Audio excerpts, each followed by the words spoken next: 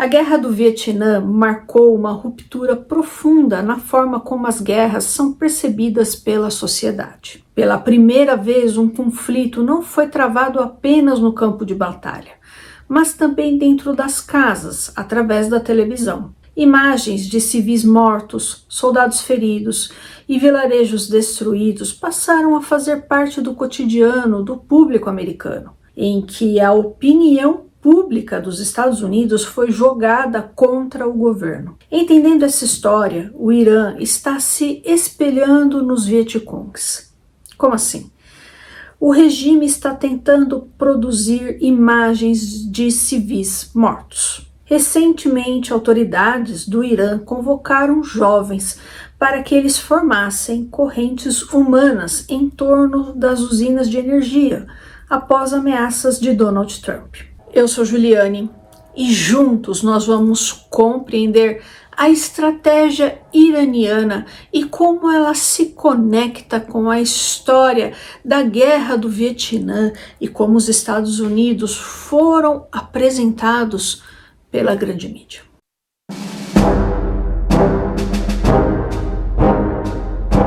O Irã convocou seus jovens para formar correntes humanas ao redor de suas usinas de energia, após Donald Trump ameaçar dizimar a infraestrutura energética do país, caso o Irã não reabra o Estreito de Hormuz. Mais especificamente, o regime convocou estudantes, artistas e atletas para formarem escudos humanos em volta das usinas de energia. Recentemente, o regime iraniano convocou meninos menores de idade para trabalhos em ambientes militares, o que é considerado crime de guerra. A Anistia Internacional afirmou que crianças iranianas foram vistas empunhando armas ao lado de militares da Guarda Revolucionária Islâmica. Donald Trump reiterou a sua ameaça de bombardear o Irã até, entre aspas, a Idade da Pedra, ao mesmo tempo em que ele disse que não queria atingir a infraestrutura do país,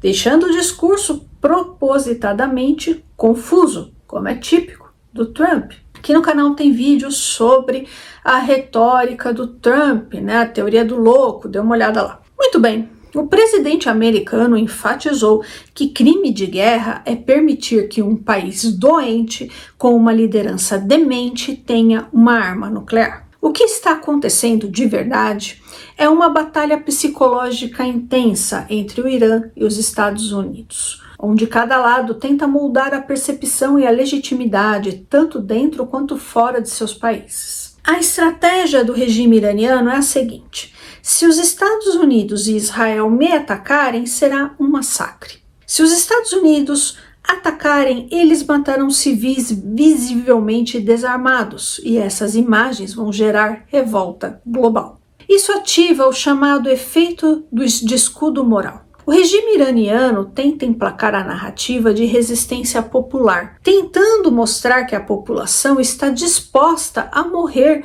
pela Revolução Islâmica de 1979.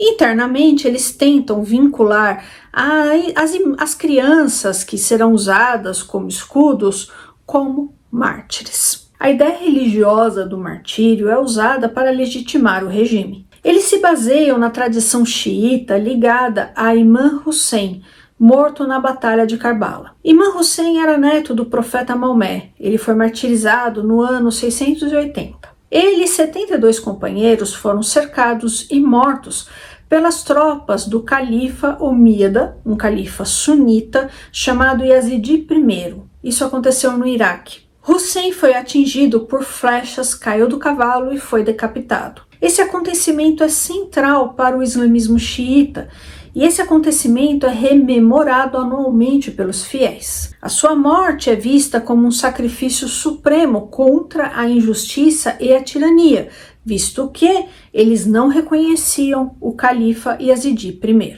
Também no islamismo xiita, especialmente no Irã, há um conceito messiânico, o Mahdi. Ele é o imã oculto, o 12º imã. De acordo com os xiitas, ele desapareceu e retornará no fim dos tempos. A sua missão é trazer a justiça absoluta no mundo. E por que tudo isso é importante? No Irã, a vinda ou retorno do imã oculto, quando combinada com a tradição do martírio de Imam Hussein, cria uma narrativa extremamente poderosa. A morte não é vista como derrota, mas como uma vitória. Mesmo que tudo isso não seja dito explicitamente em cada discurso, faz parte do imaginário construído ao longo de décadas no país. Após a Revolução Islâmica, o sistema político iraniano passou a se ver como guardião temporário do mundo até a vinda ou volta do Mahdi. O líder supremo é entendido como representante do Mahdi na Terra, só lembrando que para eles não há separação entre religião e Estado. O próprio líder da Revolução Islâmica de 79, o Ayatollah Khomeini, dizia que se o Islã não fosse político, não seria nada. Durante a guerra Irã-Iraque, o regime iraniano utilizou táticas conhecidas como ondas humanas. O que é isso? Grandes grupos, compostos principalmente por crianças e adolescentes, avançavam contra posições iraquianas, fazendo com que os soldados do Iraque gastassem a munição contra esses jovens, para que depois os soldados iranianos atacassem os iraquianos já muito mais fracos. Os jovens foram usados para pisar nas minas iraquianas. As minas explodiam e as tropas iranianas passavam tranquilamente. E as crianças que morreram na guerra Irã-Iraque, elas foram encontradas com chaves de plástico. O regime falava para elas que essas chaves serviam para elas abrirem a porta do paraíso. Por que tudo isso é importante? Porque esse discurso, o discurso do martírio, será usado internamente para justificar para as pessoas, para os iranianos, o porquê daquelas mortes. Já externamente, o discurso será outro.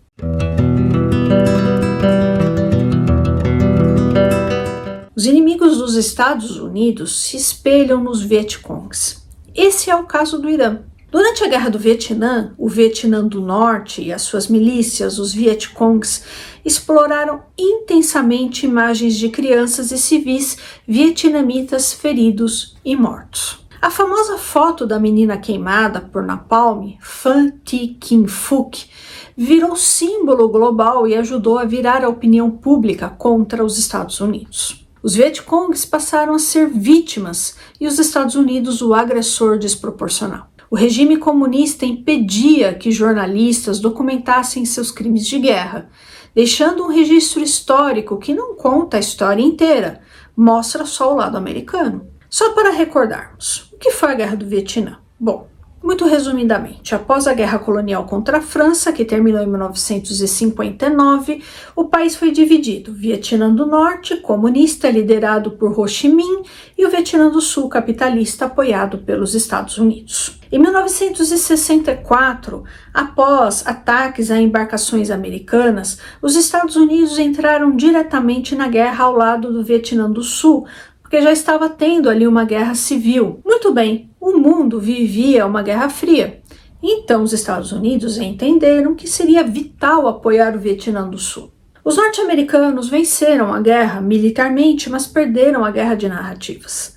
A Guerra do Vietnã foi a primeira guerra acompanhada diariamente na TV. A população via imagens de combatentes mortos, feridos e muita destruição.